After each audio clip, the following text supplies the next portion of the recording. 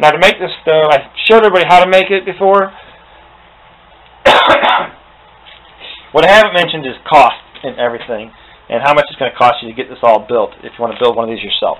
It's not going to be the cheapest thing in the world, because this washer that I use on top is 94 cents for 2 of them. So you're talking about 50 cents for a washer, and you can't just buy one, so unless you're making 2 stoves. The washer I use on the inside to seal the base, 20 some odd cents.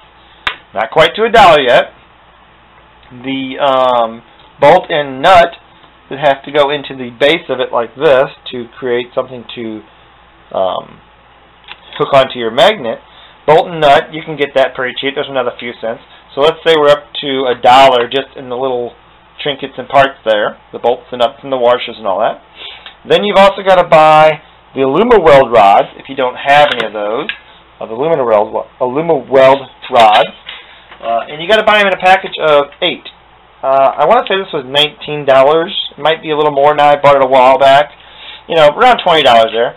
So there's a $20 investment. Granted, you don't need to use but 1 rod per stove. And it's even less than a rod. It's actually about 3/4 of a rod. So you could potentially get 12 stoves out of that. So there's $20 that you're going to have to spend to make just, at least, even if you just want 1 stove, there's $20 you're going to have to spend to do this. So you've got $1 in little parts. You've got $21 now because of that. You've got to get a piece of pipe. I've cut all of my pipe up now, but you got to get a piece of pipe.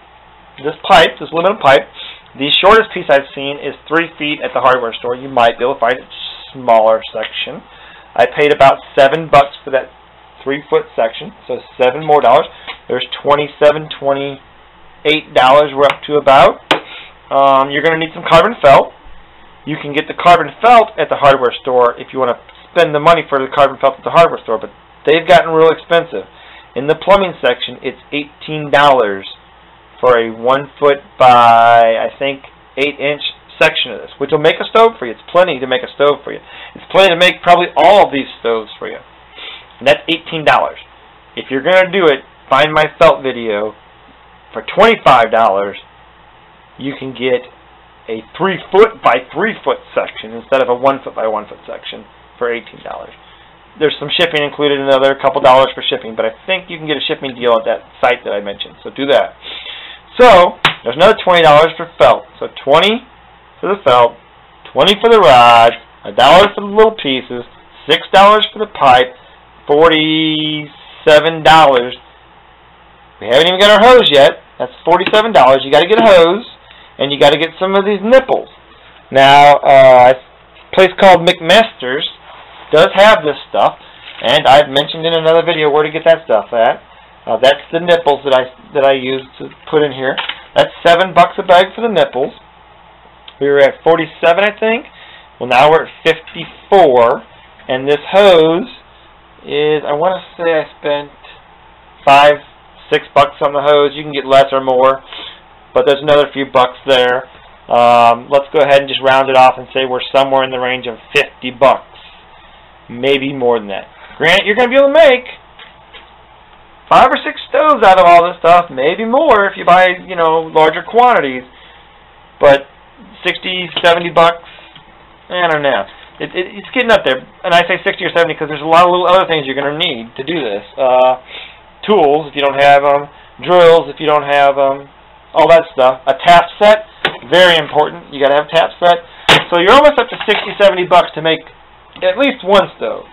But if you do this as a hobby like I do, not a big deal, because you can get, if you average it out, this was $70 to get all this stuff, and I have 5 stoves.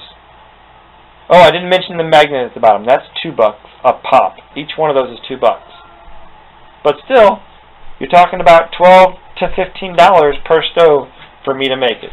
Maybe a little less than that. Maybe even 10 after you buy a bunch of them. So that's a pretty good deal. And they're unique. They're not the best stoves in the world. They're handmade. They're going to fall apart at some point. This glued one, guaranteed to come apart on the bottom eventually here. Guaranteed. These ones with the magnetic and the aluminum bottom, those are lasting pretty good. I haven't had one fall apart yet. And I've had them going like that for a little over a month here. And I burn them quite frequently. So anyways, that's my 5 stove video. I will catch you guys later.